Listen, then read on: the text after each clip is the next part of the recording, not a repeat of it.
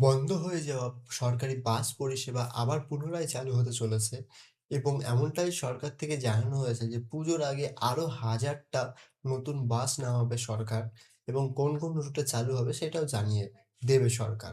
এবং কিছুদিন আগে আমাদের মাননীয় মুখ্যমন্ত্রী Suvendu Adhikari ৪৭টা CNG AC bus এবং ৭টা ইলেকট্রিক এসি বাস উদ্বোধন করেছে।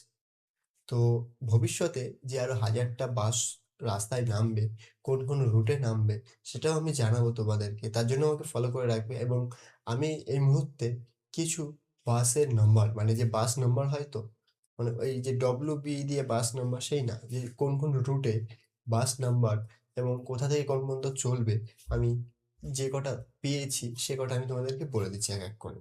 তো সবার আগে আমি বলে রাখি যেটার বাস নাম্বার হচ্ছে AC-T1 সেটা চলবে কুলঘাট থেকে বারাসাত পর্যন্ত। ২ নম্বর হচ্ছে AC-T21 যেটা চলবে KWIC থেকে ইকো স্পেস পর্যন্ত এবং ৩ নম্বর যেটা পেয়েছি আমি ACT-23 সেটা চলবে হচ্ছে পার্ক সার্কাস থেকে ডানকুনি পর্যন্ত। তারপরে ৪ নম্বরে পেয়েছি আমি ACT-32 যেটা চলবে ব্যারাকপুর থেকে হাওড়া স্টেশন পর্যন্ত। ৫ নম্বর পেয়েছি আমি ACT-33 যেটা চলবে বারুইপুর থেকে সল্টলেক ডিপো পর্যন্ত।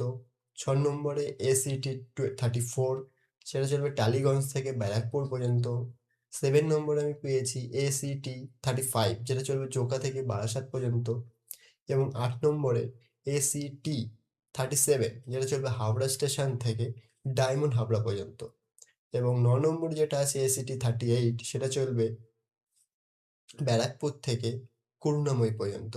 আমি বলতে পারো বেশিরভাগই কভার করে দিয়েছি। আমি যে রুট এবং বাস নাম্বারগুলো বললাম তার একটা স্ক্রিনশট এখানে দিয়ে দেবো। আর আপনি যদি এই এলাকার বা এই যে রুটগুলো বললাম তার মধ্যের বাসিন্দা হয়ে থাকেন তো অবশ্যই একটা কমেন্টে জানাবে।